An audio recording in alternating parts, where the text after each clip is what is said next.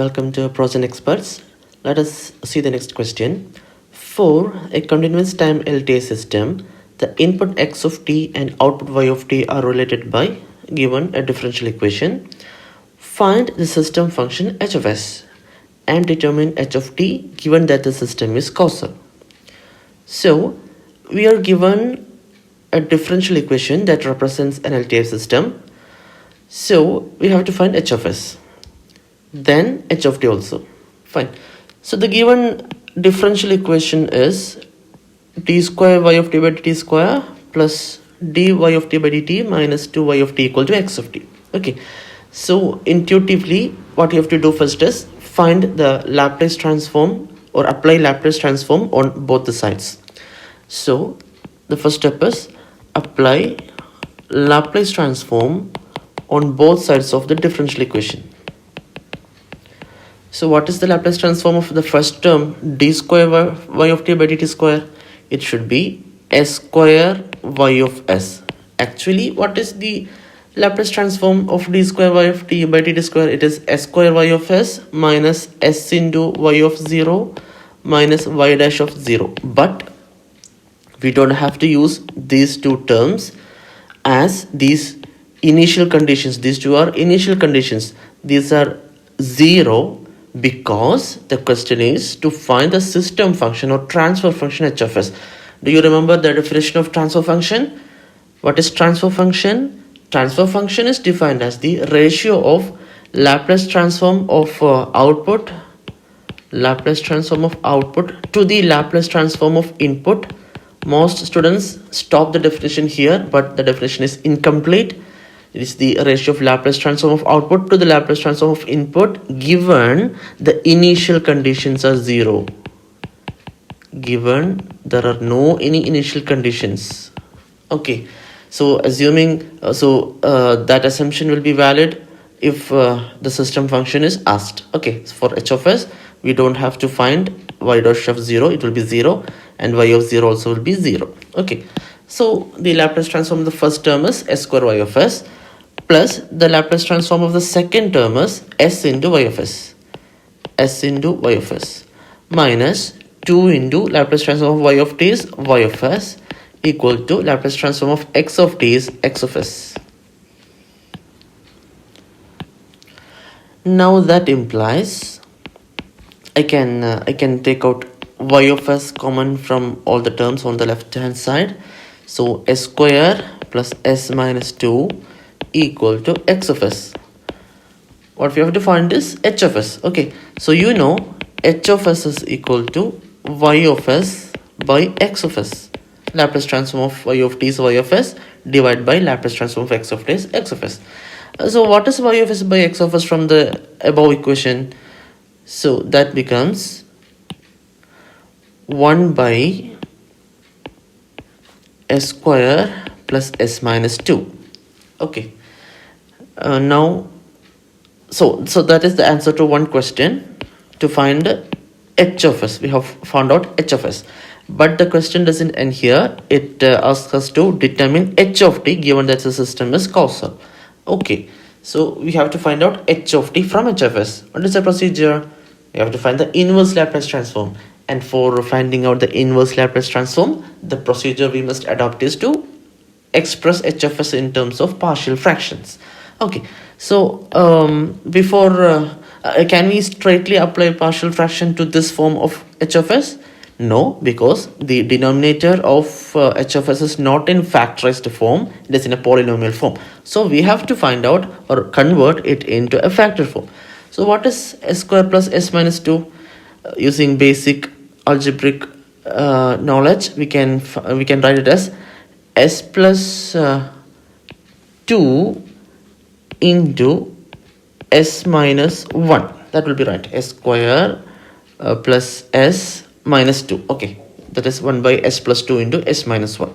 Okay, now that is equal to partial fractions are a by s plus 2 plus b by s minus 1, or you can convert it in a very simple method, 1 by big number minus small number, that is 2 minus minus 1 into 1 by small number minus 1 by big number. This should be correct. Okay, that will give you 1 by 3 into 1 by s minus 1 minus 1 by s plus 2. You can always verify this. You can always verify this by taking a by s plus 2 plus b by s minus 1, finding the LCM, equating the coefficients. You will get the coefficients as 1 by 3 and minus 1 by 3. 1 by 3 is here and here it is minus 1 by 3. Okay, you can always verify it. So we got h of s as this thing. So I can write h of s is equal to 1 by 3 into 1 by s minus 1 minus 1 by 3 into 1 by s plus 2. Therefore, what is the inverse transform? The obtained transform is directly in the form of known or defined Laplace transforms. So it is very simple to find out the inverse Laplace transform. That is given by 1 by 3 into what is the inverse transform of this term? It is e raised to t u of t, e raised to t u of t minus 1 by 3 into what is the Laplace transform of this term? It is 1 by s plus 2, means it is e raised to minus 2t u of t. Okay, so this is the final answer, but I have to remind you, you can always have alternate options. You could have written it as minus 1 by 3 e raised to t u of minus t.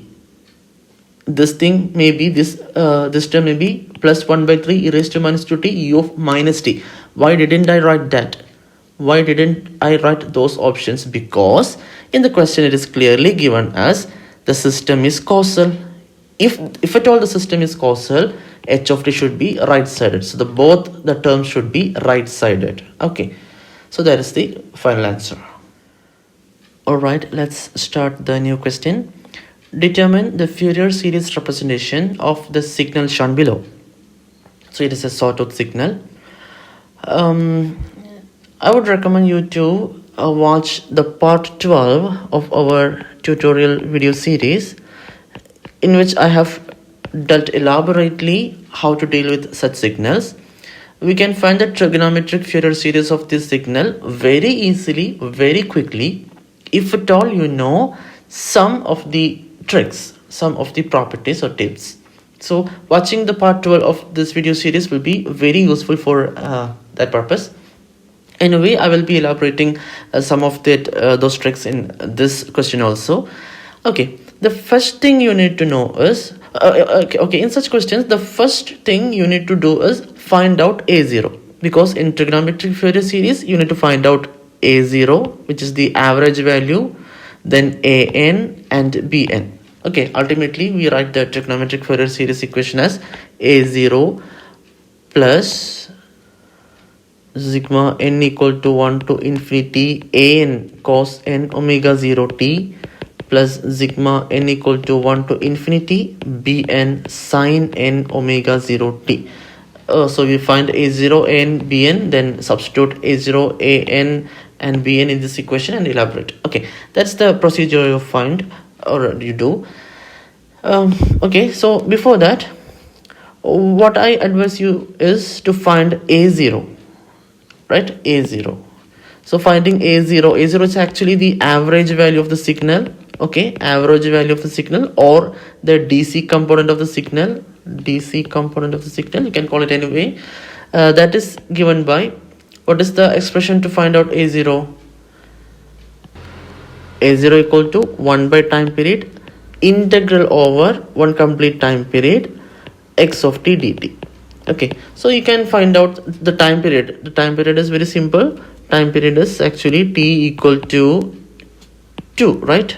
From minus 1 to 1 it is a time period, so 1 minus 1 is 2, so t equal to 2, and straight away we can calculate omega 0, which is 2 pi by t, that is 2 pi by 2 equal to pi. Omega 0 equal to pi. Let it be there, we can use it later. So we can find out by integrating the signal over t divided by t, or you can have one more simple procedure to find out a0. a0 is nothing but area of the signal in one time period divided by that time period. Okay, or even simpler, just by observation of this on this signal we can predict what is a0, what is the DC value. What is the DC value of this signal? It is 0, because you have in one time period you have a negative area an equal and opposite positive area. So these two area cancel. Okay, these two areas get cancelled and the resultant is 0. So average value is 0. Or you can find it systematically as what is area in one time period. Let us take let's say I'm taking this as one period. Okay, so in that one period what you're facing is two area. First one is this area. What is the equation for that area? That is half into base into height, right? Half into base into altitude. Half into base is 0 minus minus 1. Altitude is minus 1. Okay, altitude is minus 1. Fine. Plus, we have one more area in that time period, which is this one. And that is given by half into, okay, half into base into altitude is 1. Okay. So this will give you, okay, divided by t, right? Divided by time period is 2, but this is going to, the numerator itself is going to give you 0. Okay, so the average value or DC value A0 equal to 0. Okay. Okay, so we got A0 equal to 0. Now listen very carefully. Now I'm going to apply some tricks.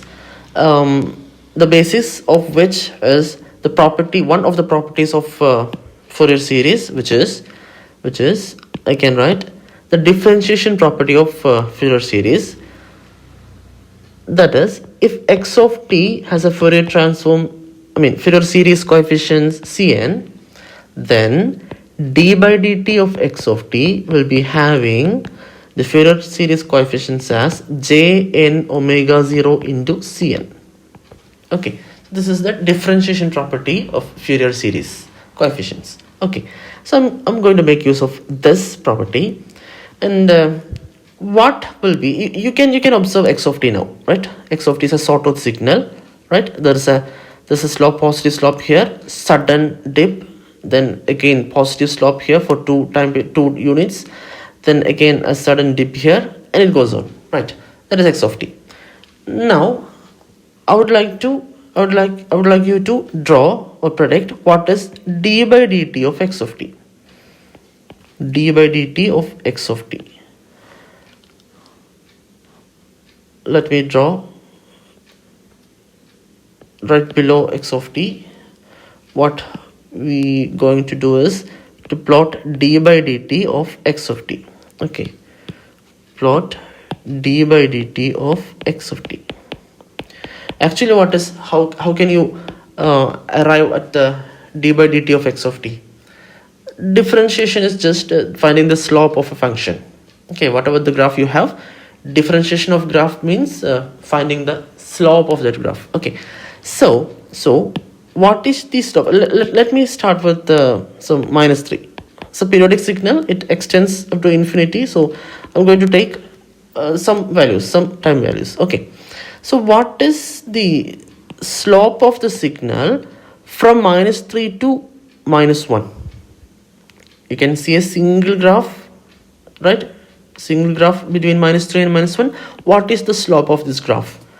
It's very simple. How will you find the slope? Slope is delta y by delta x. Delta y by delta x. In this case, delta y is 1 minus minus 1. I'm taking 1 minus minus 1 means I'm taking the interval from minus 3 to minus 1. So at minus 3 you can see minus 1 is the amplitude, and at minus 1 you can see plus 1 is the amplitude. Okay, so delta y is that means, in other words, while you traverse from minus 3 to minus 1 in time domain, what is the amplitude change? It is from minus 1 to 1. Okay, so 1 minus minus 1 divided by what is delta x? It is minus 1 minus minus 3. Okay, so this is equal to 2 by 2 equal to 1. So the slope is 1. Okay, so slope is equal to 1. So I can draw, so I can represent d by dt of x of t as slope between minus 3 to minus 1, which is equal to 1. So minus 3 to minus 1, the slope is 1. Okay, so this is minus 1, slope is 1, right? Now what happens at minus 1? What is going to be the slope at minus 1? You can see at minus 1, while the amplitude was 1, there was a sudden dip to minus 1. From 1 to minus 1, there was a sudden dip. What is the slope at minus 1? What is the slope concerning this particular dip? It is, slope is infinity, or minus infinity rather precisely, right? Because it is going from high voltage level to low voltage level, higher voltage level to lower voltage level. That will give you a negative slope. So what is the signal corresponding to a negative infinite slope? It is nothing but impulse. Okay, so I can say there will be a negative impulse signal at minus 1. Okay, there will be a negative impulse signal at minus 1. And what will be the strength of the signal, this impulse?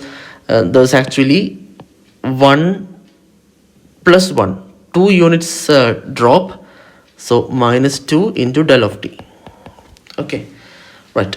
Now what is the slope? Again, we are continuing d by dt of x of t. What is the slope from minus 1 to 0? Minus 1 to 1. From minus 1 to 1, there's a single graph.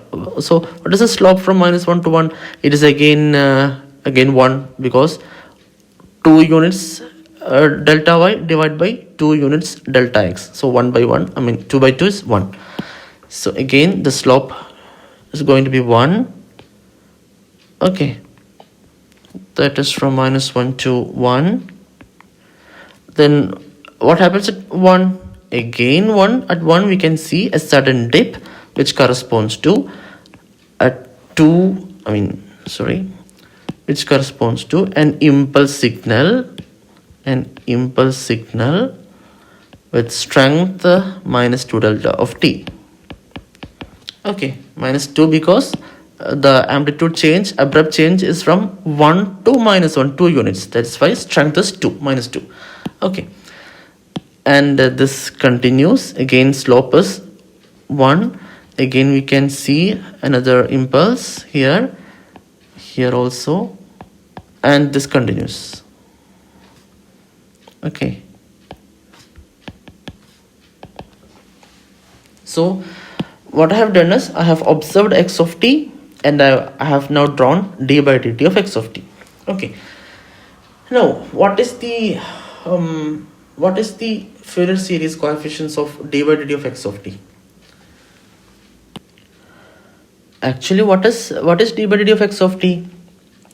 I can write mathematically d by dt of x of t as d by dt of x of t will be equal to, we usually find or write the signal which is present in one time period. Okay, one time period. This is slope is 1. So what's the signal in one time period? It is minus 2 del of t. Is it minus 2 del of t? If it was minus 2 del of t, it should have been here at origin. No, but the signal is not at origin. It is shifted 1 unit. Okay, so it is not minus del of t, but it is minus 2 del of t minus 1. Okay, it's shifted 1 unit. So this is d by dt of x of t, and very particularly I am omitting this dc value, because this dc is not at all going to affect our Fourier series coefficients, because already we have found out a0. Okay, already we have found out a0 for this signal. So whatever there is a dc component in d by dt of x of t, that is not going to influence our answer. So I am writing just the signal value d by dt of x of t is minus 2 del of t minus 1 in just one period.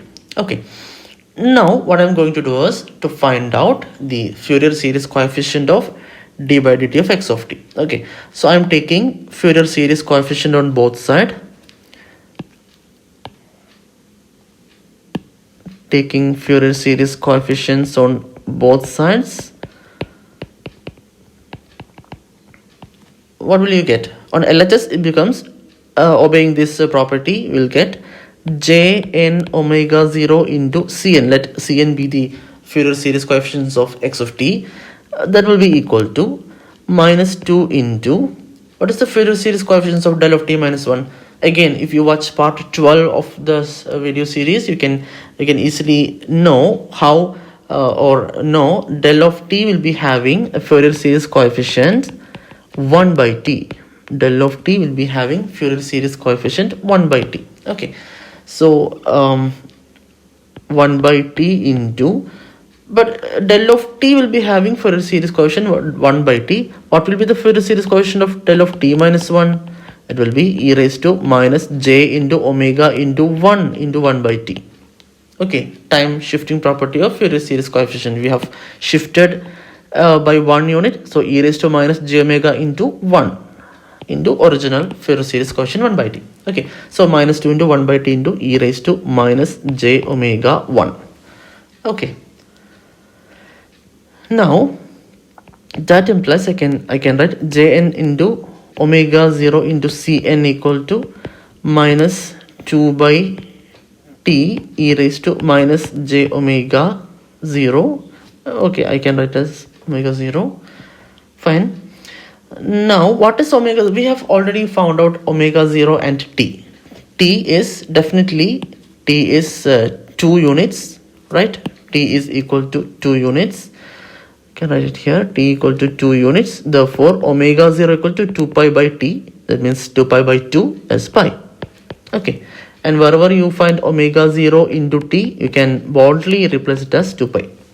Okay, so this becomes j into n into, instead of omega 0 I can write pi into Cn equal to minus 2 by t is equal to 2 into e raised to minus j into omega 0 is pi.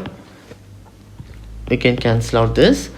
That implies Cn equal to, I can bring jn pi to the denominator here. So Cn is equal to minus 1 by j n pi into e raised to minus j pi. Okay,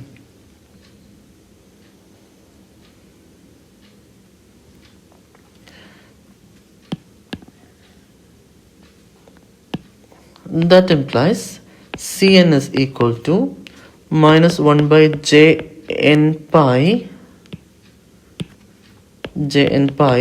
into e raised to minus j pi. What is actually e raised to minus j pi? Oh, I'm so sorry, there was a slight mistake. The time shifting will give you e raised to minus j n omega 0. You have to include n times omega 0 there. Okay, so e raised to minus j n pi. What is e raised to minus j n pi? E raised to minus j n pi is minus 1 to the power n. Okay, it is alternatingly 1 minus 1 1 minus 1, such a sequence. So we can write it as minus 1 raised to n. So this is Cn. This is the complex exponential Fourier series. Now it is very simple to make it trigonometric Fourier series. You only have to remember this relation. If an and bn are the trigonometric Fourier series coefficients and Cn is the exponential Fourier series coefficient, then these are related as exponential Fourier series, and trigonometric Fourier series coefficients are related as Cn equal to an by 2 minus jbn by 2. This is one more relation you have to be taken care of. So Cn equal to an by 2 minus jbn by 2. So I'm going to compare this with an by 2 minus jbn by 2. Alright, now on comparing, what will you get? The first important result that you will get is an equal to 0, right? Because in Cn there is only complex part, there is no real part, so this real part will be 0. Okay, so very broadly we can write an equal to 0. Okay, then what is Bn? For Bn, I can again simplify or rearrange the Cn as what is minus 1 by j. If you bring j to the top, it becomes plus j. Okay, so j by n pi into minus 1 raised to n. So this will be equal to j into minus bn by 2. Okay, this is j into minus jbn by 2 is j into minus bn by 2. Now comparing, what you will get is minus 1 to the power n by n pi will be equal to minus bn by 2, and that implies what we need to get is bn. Okay, an is 0, now bn is to be got, so bn is equal to minus 2 by n pi into minus 1 to the power n. Okay, so bn is equal to minus 2 by n pi into minus 1 to the power n. Or we can a bit more simplify it as, therefore bn is equal to minus 2 by n pi. What happens if what happens to the term minus 1 to the power n for n equal to odd, like minus 1 to the power 1, minus 1 to the power 3, this all will give you minus 1, right? So minus 2 by n pi into minus 1 if n equal to odd, and this is minus 2 by n pi into 1 itself if n equal to even. Is it not right? Because minus 1 to the power 2 is even, will be 1, minus 1 to the power 4 will be 1, and so on. Okay, or we can write it as plus 2 by n pi for n equal to odd, bn is equal to minus 2 by n pi for n equal to even. Okay, so this is the expression you have to get for bn. So consolidating, what we have got is a0 equal to 0 right from the first step. Then after comparing the real parts with the Cn expression, you got an equal to 0. Okay, and now bn is equal to this whole expression. Okay, so we got all the trigonometric Fourier series coefficients, and what we got to do is just to substitute all these values in the original expression. So the original expression x of t is equal to a0 plus sigma over n equal to 1 to infinity an cos n omega 0 t plus sigma n equal to 1 into infinity bn sin n omega 0 t. Okay, so our signal is a0 is 0 plus sigma n equal to 1 to infinity. This whole term will be 0. Why? Because n equal to 0, so this whole term turns out to be 0.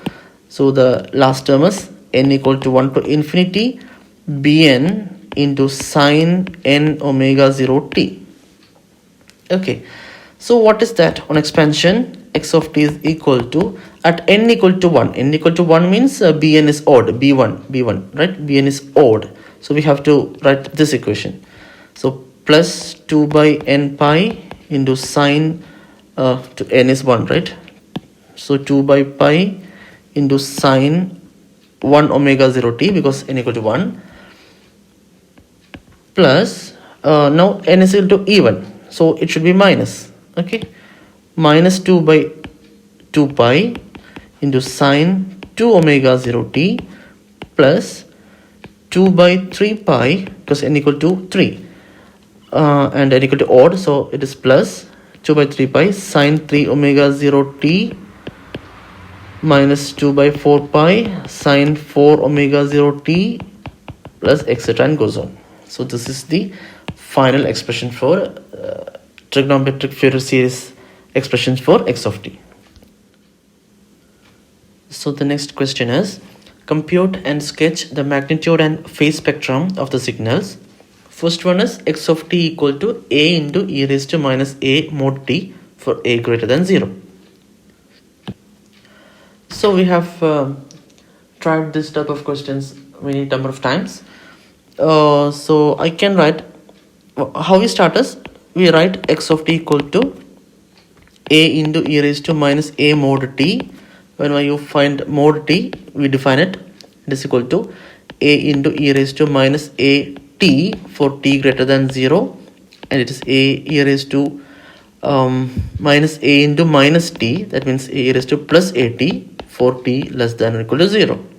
Okay, this is the definition that we follow from this basic one. Mod t equal to t for t positive and minus t for t negative. This is the one equation or expression we have applied here. Okay, now the question is asked to find out the magnitude and the phase spectrum. So we have to find out the Fourier transform of x of t, and after finding the Fourier transform, you take the magnitude spectrum and the phase spectrum. Okay, so how will you find out the Fourier transform? Fourier transform of x of t is equal to integral minus infinity to plus infinity x of t into e raised to minus j omega t dt. Okay, but you can see the signal is not continuous from minus infinity to plus infinity, but it has one function at negative t from minus infinity to 0, and another function at positive t, that is from t equal to 0 to infinity. Okay, so we can write the integral accordingly. So integral is minus infinity to 0, that stands for the negative time, and at that time x of t is nothing but a e raised to at. So a e raised to at into e raised to minus j omega t dt, because we have to complete this equation. Okay, so instead of x of t, I have written a e raised to at and then e raised to minus j omega t dt, plus the integral is complete only if you continue it with integral 0 to infinity, and that means integral 0 to infinity means nothing but t greater than 0, positive time value, and at that time the x of t is a e raised to minus at into e raised to minus j omega t dt. Okay, that is equal to I can write it as a into integral minus infinity to 0 e raised to a minus j omega into t dt, plus I've taken a outside, so integral 0 to infinity e raised to minus of a plus j omega into t dt. Now it's only a matter of integrating these two expressions. That is equal to a into, what is the integral of e raised to a minus j omega into t? It is e raised to a minus j omega into t itself divided by a minus j omega, and within the limits minus infinity to 0. Okay, plus, and what is the result of this integral? It becomes e raised to minus a plus j omega the whole into t divided by minus of a plus j omega, and that is under the limits 0 to infinity. Okay, now that is a into, what happens when you apply the limits? Okay, 1 by a minus j omega is there, and what happens there when you insert the limits?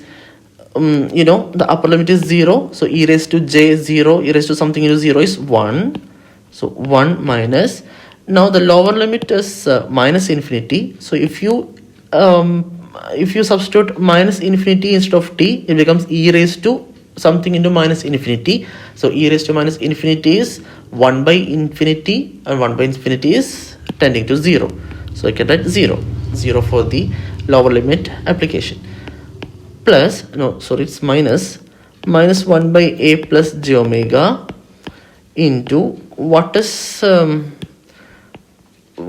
value of this integral when you insert the upper limit? Upper limit is infinity, so e raised to minus something into infinity is e raised to minus infinity, you know that is 0. Okay, minus, what happens when you insert lower limit? Lower limit is given here as 0, so e raised to 0 becomes 1. Okay, so this is equal to a into 1 by a minus j omega, plus, here there are two minuses, minus and minus, so plus 1 by a plus j omega, Okay, and simplifying this is a into, I can find the LCM and write it as a plus j omega plus a minus j omega whole divided by a plus j omega into a minus j omega. Okay, that is equal to a into, what can we cancel here? Okay, so a into 2a divided by, what is a plus j omega into a minus j omega? It is a square plus omega square. So this is the Fourier transform of the given signal x of t equal to a e raised to minus a mod t. And the question asked us to find out the or plot the magnitude and phase spectrum. Now we can see what is the magnitude and phase spectrum. So this is x of omega, and what is to find out to plot the magnitude spectrum, we have to find out magnitude of x of omega. And what is the magnitude of this value? What is the magnitude of this value? It is the same value itself, because you cannot see any complex terms here. This x of omega is purely real. So the magnitude will be same, a into 2a by a square plus omega square. Let us assume, for the purpose of convenient plotting, let us assume a equal to 1 and small letter a let be there. We can plot the graph.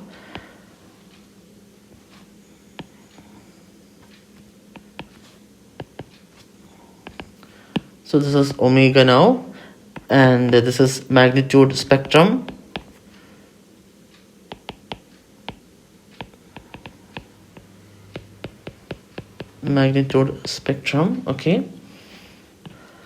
Okay, now let's try to plot this. Let me take omega equal to a, 2a, 3a, etc. Likewise minus a, minus 2a, minus 3a, etc. Okay, because the value of a is not given, I'm taking omega values a, 2a, 3a for convenience. Okay, just for convenience. Now what happens to the magnitude? At omega equal to 0? If you put omega equal to 0 here, mod x of omega will give you a into 2 by a at a equal to 1, so it becomes 2 by a. So I'm supposing 2 by a is somewhere here. 2 by a is somewhere here. Okay, now what happens at omega equal to a? I'm putting omega equal to a, so it becomes 2a by a square plus a square is 2a by 2a square, so it is 1 by a. So 1 by a will be exactly middle, right? This is 1 by a. So at omega equal to a, mod x of omega will give you 1 by a. Now at omega equal to 2a, what happens at omega equal to 2a? So mod x of omega will be 2 into a by a square plus 2a the whole square is 4a square, that is 2a by 5a square, it becomes 2 by 5a. So it is a much low value, and this goes on. Okay, now what will be mod x of omega if omega equal to minus a? At omega equal to minus a, 2a by 2a by a square plus minus a the whole square, it is still a square, so you will get 2a by 2a square, which is 1 by a. 2a by 2a square is, yeah, it's 1 by a. Okay, so at minus a also you will get 1 by a. Okay, it was 1 by a here, right? This was 2 by 5a. Okay, now what happens at omega equal to minus 2a? Again, this will be the answer, so that will give you 2 by 5a. Okay, and it goes on. So if you plot the graph connecting these values, you will get a plot something like this, a symmetric plot. Okay, so this is the magnitude response or magnitude spectrum of x of omega corresponding to the signal x of t equal to a into e raised to minus a mod t. And similarly, we have to plot the phase response also. What is phase response? To plot the phase response, we have to find out angle of x of omega. What is angle of x of omega? You don't have to worry anything, because this x of omega we got as a pure real value. There is no complex terms. So for a real value, the angle will be 0 degree. So there is no need of any plot, because the phase value will be 0 degree for all frequencies. Okay, so this is the answer. And now let us move on to the B part of this question. X of t equal to cos square 2 pi t plus 5 plus 2 sine 5 pi t. So in order to find out the Fourier series coefficients, this signal is a periodic signal, right? Cos and sine, periodic signal. So continuous time periodic signal means we have to find out the Fourier series, not Fourier transform. It is Fourier series only. Okay. But here it was Fourier transform, because x of t equal to a e raised to minus a mod t was not a periodic signal. But this is a periodic signal, so we have to find out Fourier series. So whenever Fourier series coefficients is to be found out for cosine signals or sine or complex exponential, what we usually adopt is the method of inspection. So here use the method of inspection. We have already seen many questions in this genre, so I'm speeding up a little. So to find out the method of inspection, what we need to do is first express the Fourier series coefficient of x of t. Before that, let me find out the omega 0 and t, frequency and time period of the signal. What is the frequency? You can find the LCM. Omega 0 equal to HCF of the numerators 2 pi comma 5 pi of both the signals divided by LCM of denominators. There is no denominator, so 1. So that is equal to, what is the HCF of 2 pi and 5 pi? That is pi itself. Okay. That means t equal to 2 pi by pi, that is 2. Okay. Let me there. Now what is the general representation of any signal in terms of Fourier series coefficients? It is x of t equal to sigma over k equal to minus infinity to plus infinity x of k into e raised to plus jk omega 0 n. Okay, and in this particular signal omega 0 is pi, as we have found out. So I can write it as x of t is equal to sigma over k equal to minus infinity to plus infinity x of k into e raised to plus jk pi n. Okay, let this be equation number 1. Okay, now our given signal x of t is equal to cos square 2 pi t plus 5 plus 2 sin 5 pi t. What is cos square 2 pi t plus 5? It is 1 plus cos 4 pi t plus 10. Why? Because we know cos square theta equal to 1 plus cos 2 theta by 2. So here it is by 2 also. Okay. Plus 2 sin 5 pi t. That means it is 1 by 2 plus 1 by 2 into cos 4 pi t plus 10 plus 2 sin 5 pi t.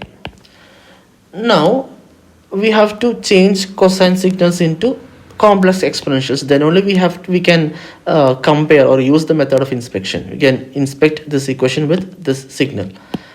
So I'm going to do that. 1 by 2 plus 1 by 2 into, instead of cos 4 pi t plus 10, I can write it as e raised to j 4 pi t plus 10 plus e raised to minus j 4 pi t as j into 4 pi t plus 10 whole divided by 2. Okay, plus 2 into, what is sin 5 pi t? Sin 5 pi t is e raised to j 5 pi t minus e raised to minus j 5 pi t whole divided by 2j. It is 1 by 2j. Okay.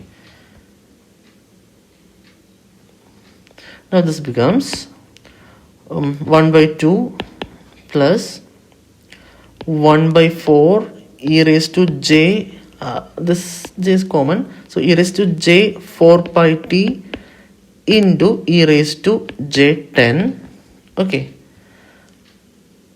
plus 1 by 4 e raised to minus j 4 pi t into e raised to minus j 10, plus you can cancel this too, so 1 by j e raised to j 5 pi t minus 1 by j e raised to minus j 5 pi t. Because in equation number 1 there is a signal part here and a constant part, okay, so I'm going to write like that, a signal part in every term and a constant part, and the signal part will be in this format, e raised to j k omega 0 into t, omega 0 is pi, so I'm writing it as 1 by 2 into e raised to j into 0 into pi into t, because pi is omega, then plus 1 by 4 e raised to j10, right, 1 by 4 e raised to j10 into e raised to j into 4 into pi into t, okay, plus 1 by 4 e raised to minus j10 into e raised to j into minus 4 into pi into t, that will be same, okay,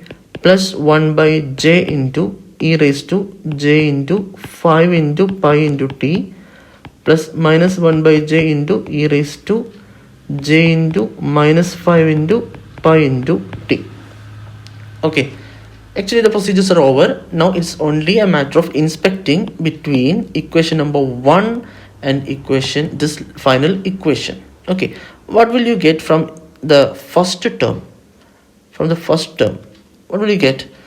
You will get it as it is e raised to jk pi t, okay, e raised to jk pi t is compared with e raised to j 0 pi t, so this term, this entire term stands for k equal to 0, that means x of 0, okay, so whatever you can see in this equation, a signal and a coefficient, and this coefficient is nothing but x of k, that is the Fourier series coefficient at that k. So the first term, this is a signal because it contains a variable t, so this part is a signal and the coefficient should be x of k, like this, okay, so and the k, it is, by comparing, it is 0, so I can write it as, I can write x of 0 equal to 1 by 2, okay, x of 0 equal to 1 by 2. Similarly, just look at the next term, okay, here the signal, which is a signal part, this alone is the signal part, this alone is the signal part because there is a t here, it is a variable, okay, a signal is also always a variable, and whatever you have as the coefficient of the signal is x of k, and what is k? K is nothing but 4, because e raised to j k pi t, e raised to j 4 pi t, comparing will give you k equal to 4, so 1 by 4 e raised to j10 is x of 4, so we can write x of 4 is equal to 1 by 4 e to the power j10. Similarly, what will you get from this term? You will get it as x of minus 4 is equal to, because k is minus 4, 1 by 4 e raised to minus j10. Okay, now what is the result from this term? K is 5, so x of k is equal to 1 by j, and from this term x of minus 5 is equal to minus 1 by j. Okay, so these are actually the Fourier series coefficients, and now we have to separate its magnitude and phase. So what is the magnitude of x of 0? It is 1 by 2, it's a real value, it's 1 by 2. Now what is the magnitude of x of 4? It is 1 by 4, because it's a format r e raised to j theta, r is always the magnitude and the theta is always the phase. So here the angle of x of 0 is 0 degree, you can write 0 degree. Now what is the angle of x of 4? It is 10, like this, okay, so 10 degree. Now what is the modulus of magnitude of x of minus 4? It's again 1 by 4, And what is the angle of x of minus 4? It is minus 10 e raised to j theta. E raised to j theta, where theta will be the angle, so it is minus 10 degree. And what is the magnitude of x of 5? Sorry, this is 5, right? This is 5. So what is modulus of x of 5? It is 1. Okay. And what is angle of x of 5? Actually, multiplying with the j will give you 90 degree. 1 by j is actually minus j. So multiplying with minus j will give you minus 90 degree. So minus 90 degree. And what is the modulus of x of minus 5? It is also 1. And what is angle of x of minus 5? You know, it is 1 by j, minus 1 by j. Minus 1 by j is equal to minus of minus j. It is plus j. So plus j means it is always a shift or rotation by 90 degree. So these are all the magnitude and phase values. So we can easily find the spectrum, plot the spectrum.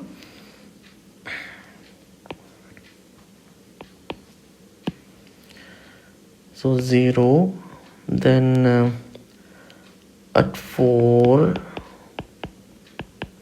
and 5, minus 1, minus 2, minus 3, minus 4, minus 5. I'm plotting magnitude response x of k, mod x of k. So mod x of k will be at x of 0, it will be half. Okay. Then at x of 4, we have 1 by 4. Okay. At x of 5, we have 1. And similarly, symmetrically, we get x of minus 4 is also, mod x of minus 4 is also 1 by 4. Okay. So 1 by 4. And x of minus 5 would be, mod x of minus 5 would be 1. Okay. So this is symmetric. This is 1, this is 1. This is mod x of minus k. Similarly, we can draw angle of x of k, angle or phase spectrum. This is phase spectrum. This is for k. It's for k.